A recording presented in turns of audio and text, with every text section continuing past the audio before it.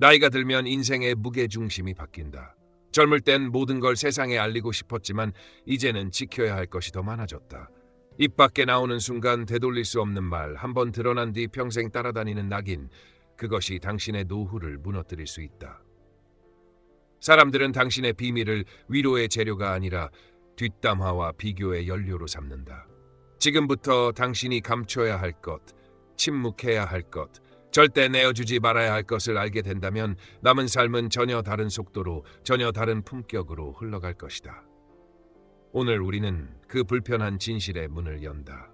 노후의 평안은 더 많이 말하는 용기가 아니라 덜 말하는 통제에서 시작된다. 드러냄은 즉시성의 쾌감을 주지만 감춤은 장기적 신뢰와 안전을 축적한다. 말은 화살이고 기록은 연구다.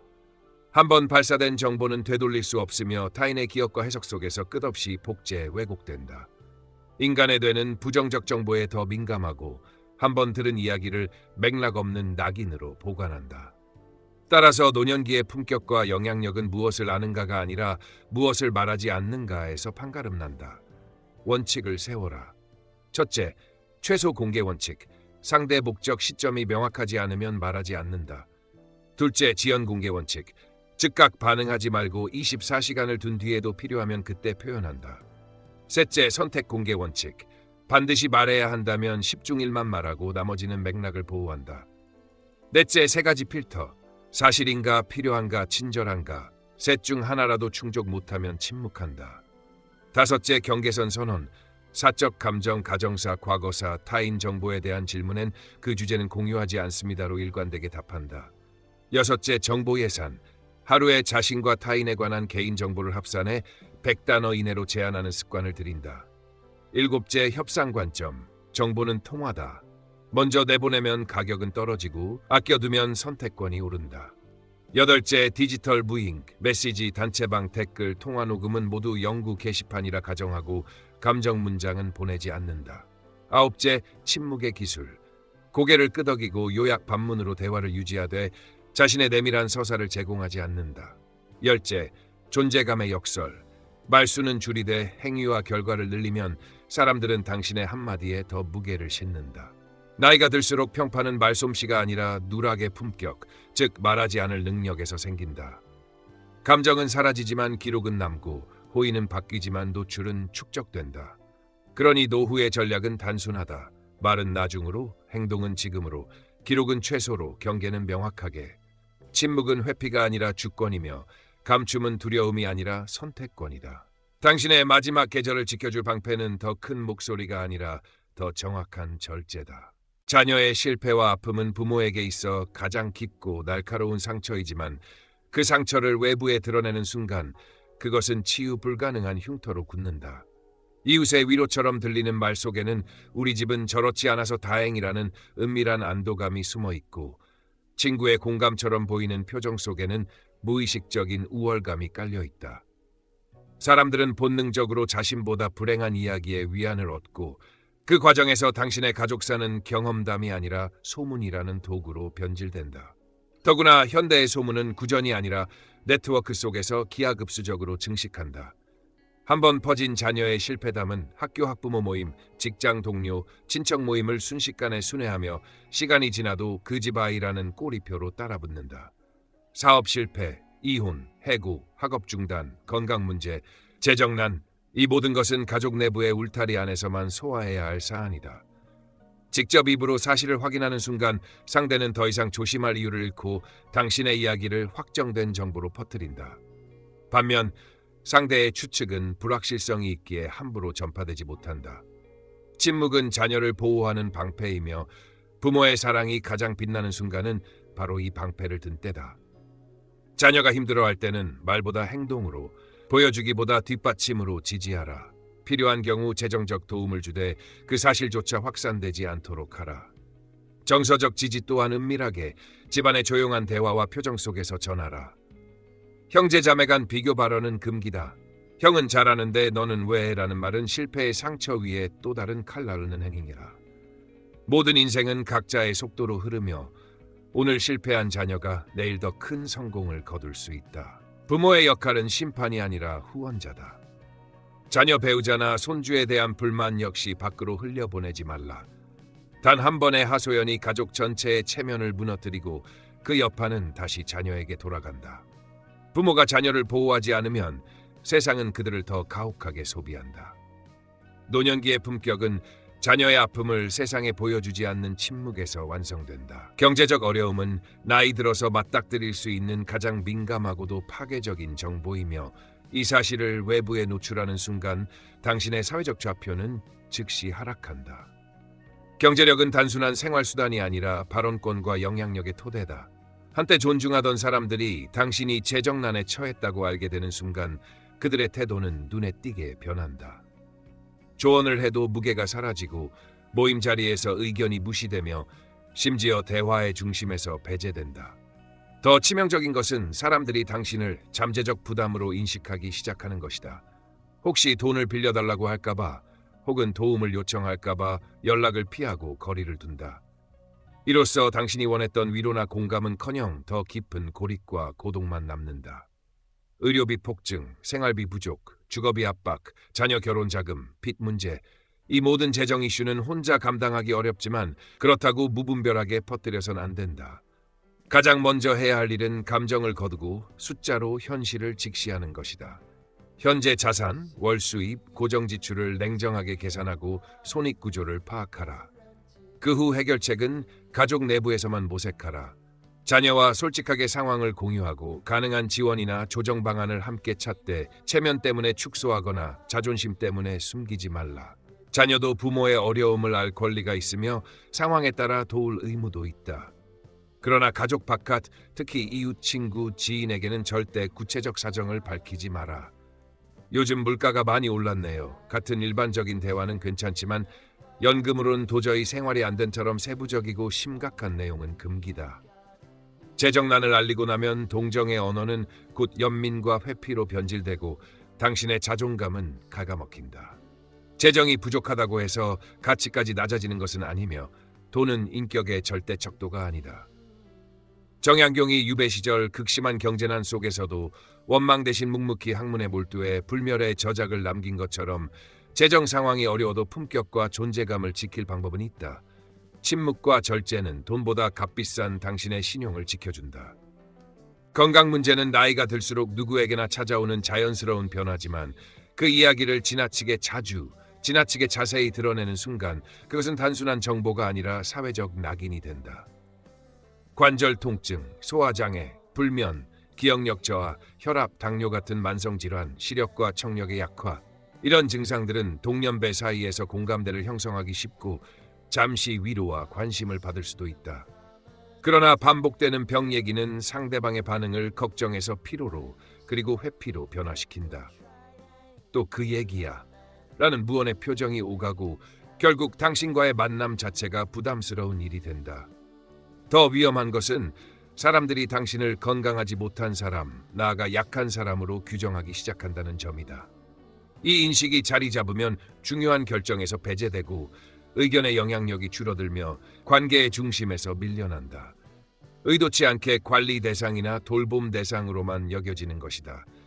물론 건강 문제를 가족과 의사에게 숨길 필요는 없다.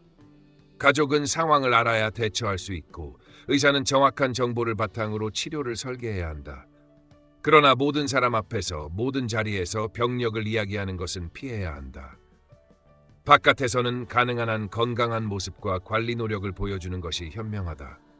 요즘 아침마다 산책을 해오나 집에서 요가를 시작했어요처럼 긍정적이고 능동적인 생활 습관을 드러내면 당신은 아픈 사람이 아니라 자기 관리를 하는 사람으로 기억된다. 질병은 당신의 정체성이 될 수 없다. 그것을 삶의 전부로 만들면 나머지 영역까지 잠식당한다. 병보다 더 무서운 것은 스스로를 환자로 규정하는 마음이다. 현대의학과 생활습관 개선으로 많은 질환은 일상에 큰 지장 없이 관리 가능하다. 정약용이 유배 중에도 건강 문제를 핑계로 학문을 멈추지 않고 오히려 집중해 걸작을 완성한 것처럼 건강은 삶의 일부일 뿐 전부가 아니다. 그러니 아픔에 매몰되지 말고 가능한 한 건강한 이미지를 사회에 남겨라. 그것이 노후의 관계와 영향력을 지키는 최선의 전략이다. 과거의 성공담은 나이 든 사람에게 있어 달콤한 자존감의 원천이지만 그것을 반복적으로 꺼내는 순간 그 달콤함은 독으로 변한다. 젊은 시절의 승진 이야기, 큰 거래 성사, 사회적 상훈, 사업에서의 대박, 자녀 성공에 기여한 일, 이 모든 것은 분명 자랑할 만한 순간이었다.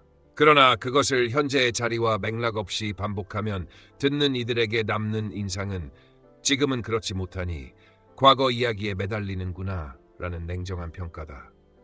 특히 젊은 세대는 이런 반복을 꼰대 화법으로 인식하며 거리를 둔다. 과거 자랑은 대화를 풍요롭게 하기보다 당신이 현실에 안주하고 현재의 변화를 받아들이지 못하는 사람처럼 보이게 만든다. 정약용이 유배지에서도 경조 시절의 영광을 그리워하거나 자랑하지 않고 오히려 목민심서, 경세유표, 흠음신서와 같은 불멸의 저작을 집필하며 현재의 시간을 생산적으로 사용한 것처럼 과거는 자산이 아니라 연료여야 한다. 경험을 나눌 때도 내가 예전에라는 자랑식 서두 대신 그런 상황에서 도움이 되었던 방법은처럼 조언의 형태로 전환하라. 과거의 이야기는 상대에게 교훈이나 영감을 줄 수 있을 때만 꺼내고 그마저도 짧고 간결하게 전달하는 것이 좋다. 현재의 나를 강화하지 못하는 과거는 그냥 마음속 보물창고에 간직하라. 힘들 때 꺼내어 스스로를 다잡는 용기로 쓰되 타인 앞에서는 보여주지 않는 절제가 필요하다. 과거 영광의 그림자 속에 오래 머물수록 현재의 존재감과 미래의 가능성은 희미해진다. 진정한 매력은 여전히 배우고 시도하고 성취하는 현재에서 나온다. 노후의 품격은 과거의 금메달이 아니라 오늘의 경기에서 증명된다. 가족 갈등은 어느 집안에나 존재하지만 그것을 외부에 흘려보내는 순간 그 문제는 단순한 내부 불화가 아니라 집안 전체의 명예를 훼손하는 폭탄이 된다. 자녀들 간의 다툼, 며느리와의 불화, 사위와의 불편한 관계, 손자, 손녀 양육 방식에 대한 의견 차이, 이 모든 갈등은 이미 감정의 불씨가 붙은 상태이기에 외부의 바람이 더해지면 걷잡을 수 없이 번진다. 밖으로 나간 이야기는 과장과 왜곡을 거쳐 돌아오고 그 과정에서 갈등 당사자들의 상처는 배가 된다. 심지어 당사자가 아닌 가족 구성원까지 동네의 뒷담화 주제로 소환되며 가족 전체가 구경거리로 전락한다. 특히 며느리나 사위에 대한 불만은 더 위험하다. 한번 발설된 평가는 돌이킬 수 없고 언젠가 그 귀에 들어가 관계를 영구적으로 훼손할 수 있다. 정약용이 유배 중에도 가족의 문제를 외부에 호소하거나 비난하지 않고 오히려 참고 기다리며 내부에서 해법을 찾으라 조언한 것처럼 가족 갈등은 반드시 집안에서만 처리해야 한다. 우선 상황을 냉정하게 분석하라. 정말 개입이 필요한 문제인지 아니면 시간이 흐르면 자연히 해소될 일시적 감정 충돌인지 판단해야 한다. 심각한 사안이라면 가족 회의를 소집해 직접 대화하고 서로의 입장을 경청하며 필요하다면 가족 상담가 같은 제3자를 불러 조율하라. 그러나 어떤 경우에도 이 과정을 외부인이 알게 해선 안 된다. 가족 명예를 지키는 것은 곧 당신 자신의 품격을 지키는 일이다. 손자, 손녀 문제에 관해서도 함부로 개입하거나 외부에 불만을 토로하지 말라. 양육 방식은 시대와 가치관에 따라 달라지고 내 방식이 절대적으로 옳다는 확신은 갈등을 악화시킨다. 때로는 한 걸음 물러서고 침묵과 기다림이 최고의 해법이 된다. 사랑하는 마음을 잃지 않고 미움보다 이해를, 비난보다 포용을 선택할 때 가족 갈등은 흉터가 아니라 관계를 단단하게 만드는 봉합선이 될 수 있다. 험담과 비판은 달콤한 유혹처럼 다가오지만 한번 입 밖에 나오는 순간 부메랑이 되어 반드시 돌아온다. 다른 사람의 실수나 결점을 이야기할 때 우리는 잠시 우월감과 통찰력을 과시하는 기분에 빠지지만 그 장면을 목격한 사람들은 속으로 이렇게 생각한다. 저 사람은 다른 데 가서 내 얘기도 저렇게 하겠지. 그 인식은 신뢰를 무너뜨리고 관계의 온도를 서서히 낮춘다. 특히 나이가 들수록 경험과 시야가 넓어지면서 사회의 모순, 젊은 세대의 미숙함, 정치적 무능, 이웃의 잘못된 선택이 더욱 또렷하게 보인다. 그러나 모든 것을 말해야 할 의무는 없다. 정약용이 천하의 일을 한 사람이 다 할 수 없다고 했듯 세상의 모든 판단과 비판을 내가 떠맡을 필요는 없다. 정치, 종교, 세대 문제는 특히 조심해야 한다. 견해 차이가 크고 설령 옳은 말이라도 듣는 사람의 가치관을 건드리면 관계는 회복하기 어렵게 틀어진다. 우리끼리만 아는 얘기라는 말로 시작한 험담은 결코 우리끼리에서 끝나지 않는다. 험담은 중독성을 가지고 점점 더 자극적이고 과장된 형태로 변하며 결국 사실 여부조차 불분명한 소문을 퍼뜨리는 단계에 이른다. 이때부터 당신은 신뢰할 수 없는 사람, 심하면 거짓말쟁이로 분류된다. 비판하고 싶은 상황이 생기면 먼저 자문하라. 이 말이 진짜 필요한가? 말한 뒤 결과가 긍정적일까? 대부분의 경우 침묵이 훨씬 안전하다.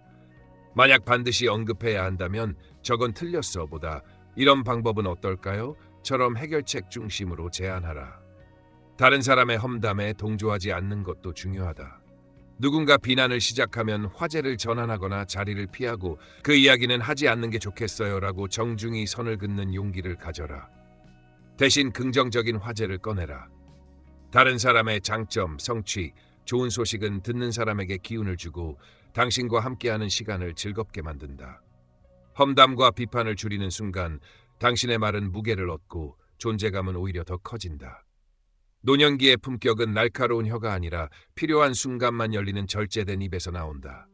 침묵은 단순히 말을 하지 않는 상태가 아니라 존엄과 힘을 보존하는 가장 세련된 전략이다. 나이가 들수록 사람들은 당신의 말보다 당신이 무엇을 말하지 않는지에 더 주목한다.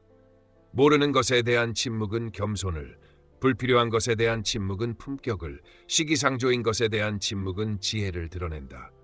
특히 감정이 격해진 순간의 침묵은 강력한 방패다. 화가 나거나 상처받았을 때 쏟아낸 말은 대부분 후회로 돌아오며 그 여파는 관계를 돌이킬 수 없게 만든다. 침묵은 또한 상대의 말을 더 깊이 들을 수 있는 공간을 만든다. 말할 기회를 서두르지 않고 경청할 때 상대는 마음을 열고 더 많은 정보를 건네며 그 과정에서 당신은 단순한 대화자가 아니라 신뢰할 수 있는 조언자가 된다. 더 나아가 침묵은 미스터리와 매력을 창출한다. 모든 것을 드러내는 사람보다 일부를 남겨두는 사람이 더 궁금하고 그 사람의 한마디는 무게감 있게 받아들여진다. 그러나 침묵이 소통의 단절을 의미해서는 안 된다. 중요한 순간, 옳은 일을 위해 목소리를 내야 할 때는 단호하고 명확하게 발언해야 한다. 핵심은 발언과 침묵의 균형이다. 10번의 대화 중 7번은 경청과 절제로, 3번은 핵심 메시지를 위해 사용하라. 침묵은 회피가 아니라 선택이며 그 선택은 당신의 존재를 더 깊이 각인시킨다. 불필요한 말에 쓰이던 에너지를 줄이면 그 여백은 더 의미 있는 행동과 관계로 채워진다. 결국 침묵의 힘을 아는 사람만이 말의 가치를 높일 수 있다. 나이가 들어서도 영향력을 유지하는 사람들은 모두 이 원리를 몸에 새기고 있다. 말을 줄이는 것이 아니라 말의 밀도를 높이는 것이다. 침묵은 비움이 아니라 충만이며 그것이 노후의 품격을 완성한다. 사생활 관리는 관계를 가볍게 만드는 숨김술이 아니라 신뢰의 밀도를 높이는 설계 행위다. 관계의 질은 정보의 양이 아니라 안전감, 기예측 가능성, 상호성으로 결정된다. 원칙부터 재정비하라. 첫째, 최소 필요 공개. 상대가 알아야 할 이유와 효용이 분명하지 않으면 말하지 않는다. 둘째, 계층 공개. 누구에게나 가능한 소소한 근황, 중간원, 소수에게만 허용되는 상황 설명. 핵심은 매우 소수와 공유하는 심층 감정사로 나눠 동일 사건도 레벨별로 다르게 말한다. 셋째, 비기록 규칙. 사적인 이야기는 메신저 단체방보다 1:1 대면을 우선하고 기록이 남는 채널에선 구체 수치, 실명, 날짜를 제거한다. 넷째, 동의 기반 서사. 타인의 이야기는 본인 동의 없이는 언급하지 않고 당신 서사 속에 타자가 등장할 경우 관계를 식별할 수 있는 표식을 삭제한다. 다섯째, 경계 언어. 그 부분은 가족 내부 정책상 공유하지 않습니다. 지금은 공개 단계가 아닙니다. 사실 대신 방향만 말씀드리겠습니다. 같은 문장을 미리 준비해 반복 사용하라. 여섯째, 신뢰 검증은 기록보다 이력. 비밀을 지켜준 적이 있는가, 약속과 시간을 지키는가, 남의 부재 중 평판을 보호하는가를 기준으로 핵심원 입장권을 갱신하라. 일곱째, 노출의 부작용을 관리. 과공유는 관계 피로, 연민 피로, 뒷말 리스크, 지위 유출을 낳는다. 회수 프로토콜을 가져라. 과도한 발설을 자각하면 즉시 사실 범위를 축소해 정정 수신자에게 재유포 금지 요청, 해당 주제, 비공개 기간 선언, 다음 접점에서 경계 재설정. 여덟째, 깊이를 만드는 방법은 말이 아니라 행동. 정시응답, 약속 준수, 소에게 실질 도움, 조용한 배려 확보, 자료 정리, 연락 창구 역할 같은 작은 신뢰 입금을 지속하면 말을 덜어도 관계의 잔고는 두꺼워진다. 아홉째, 대화 기술. 질문은 열린형으로, 공유는 요약형으로, 민감 대화는 시간, 장소, 목적을 합의한 뒤 진행하라. 캐묻는 상대에겐 인정, 전환, 축소의 3단 콤보. 궁금하실 수 있어요. 핵심만 말씀드리면 세부는 나중에 논의하죠로 틀어라. 열째, 자기 디브리핑. 감정 쓰레기통을 사람에게 두지 말고 일지, 코칭, 상담으로 분산해 과공유의 충동을 덜어라. 이렇게 사생활을 전략적으로 다루면 관계는 가벼워지면서도 깊어지고 대화는 얕아지지 않으면서도 안전해진다. 신뢰는 거창한 고백에서가 아니라 지켜진 경계에서 자란다. 당신이 정보를 흘리는 사람이 아니라 지키는 사람일 때 사람들은 더 많이 이야기하고도 덜 지치며 당신과의 관계를 장기 보유 자산으로 평가한다. 노후의 품격은 무엇을 더 소유하느냐가 아니라 무엇을 남기지 않느냐에서 완성된다. 말의 자착, 감정의 흔적, 불필요한 기록을 덜어낼수록 당신의 유산은 선명해진다. 침묵은 회피가 아니라 서사의 편집권이며 편집권을 가진 사람만이 마지막 장의 통과 메시지를 결정한다. 이제 목표는 과시가 아닌 정리, 설득이 아닌 평정, 확장보다 농축이다. 유산의 형태를 재정의하라. 재산, 물건, 칭호보다 더 오래가는 것은 원칙 회도, 즉 어떻게 살았는가라는 사용 설명서다. 기준을 문장으로 고정해두라. 시간을 지키고, 비밀을 지키고, 약속을 지키는 사람이라는 평판. 정치, 종교, 가족사에 대한 비개입 원칙, 타인의 선택을 존중하는 침묵의 예의. 기록의 다이어트를 실행하라. 디지털 계정의 공개 범위를 최소화하고 불필요한 단체방 팔로잉 구독을 정리하며 생애 정보의 최소 충분 단위만 남겨라. 말의 총량 대신 말의 밀도를 높여라. 잔소리와 훈계의 언어를 버리고 질문과 축복의 언어로 전환한다. 무엇을 배우고 있니? 내가 도울 수 있는 건 뭐지? 내 기준은 무엇이니? 같은 짧고 열린 문장이 관계에 산소를 공급한다. 손주와 후대에게 남길 것은 교훈이 아니라 모델이다. 비판 대신 경청, 간섭 대신 지원, 해설 대신 행동으로 본을 보여라. 일상의 루틴 또한 유산이 된다. 정돈된 새벽, 규칙적인 운동, 단순하고 건강한 식사, 작은 봉사와 조용한 후원. 이 꾸준함이 당신의 말보다 더 크게 말한다. 비상연락망, 의료, 재정 의사결정에 대한 간단한 가이드를 준비하되 사적 디테일은 제외해 개인정보의 존엄을 지켜라. 마지막 인사도 미니멀리즘으로 완성하라. 감사 5, 사과 셋, 축복 셋. 한 페이지면 충분하다. 중요한 것은 화려한 수사가 아니라 일관된 태도다. 주변은 소문으로 당신을 설명하려 들겠지만 조용한 일관성은 그 어떤 소문보다 강력하다.